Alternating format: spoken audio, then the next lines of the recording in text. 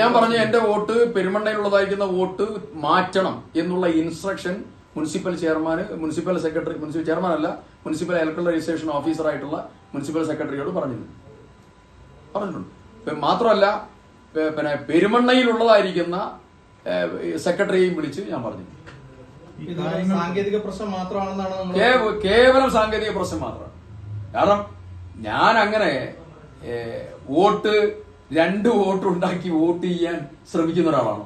അങ്ങനെ ഒരാരോപണം ആർക്കെങ്കിലും ഉന്നയിക്കാൻ പറ്റും? നമ്മളൊക്കെ പൊതുസമൂഹത്തിൽ പ്രവർത്തിക്കുന്ന ആളല്ലേ. പറയുന്ന സമയത്ത് ഒരു മിനിമം മര്യാദയും ഒരു ഡീസൻസിയും ഒക്കെ വേണ്ടേ? ഇനിയിപ്പോ ഇനി അവസാനത്തെ തവണ ഞാനത് റെക്ടിഫൈ ചെയ്തില്ല. ഇപ്പൊ ലിസ്റ്റ് വന്നല്ലോ, ഇനിയിപ്പോ ഒരു തവണയും കൂടെ ഉണ്ട്, ലിസ്റ്റ് വന്നില്ല, അപ്പോഴും ഞാൻ മൗനമായിരുന്നു. അങ്ങനെയാണെങ്കിലൊക്കെ ഒന്ന് പറയാം. അല്ലെങ്കിൽ വോട്ട് ചെയ്തു, അല്ലെങ്കിൽ ഫൈനൽ വോട്ടർ പട്ടികയിൽ അവസാന സമയം ഇടം പിടിച്ചു, അങ്ങനെയൊക്കെ ആണെങ്കിൽ പറയാം. ഇത് എന്തടിസ്ഥാനത്തിലാ? ഇത് ഞാൻ പറഞ്ഞല്ലോ, ഹാൻഡ് ബുക്കിലെ 6:11 അനുസരിച്ച് വളരെ കൃത്യമായി പറഞ്ഞിട്ടുണ്ട്. ഇലക്ട്രൽ രജിസ്ട്രേഷൻ ഓഫീസർമാർ അതാത് പഞ്ചായത്തിൽ വിവരം കൊടുത്തത് മാറ്റണം. അത് അവരുടെ ഉത്തരവാദിത്തമാണ്.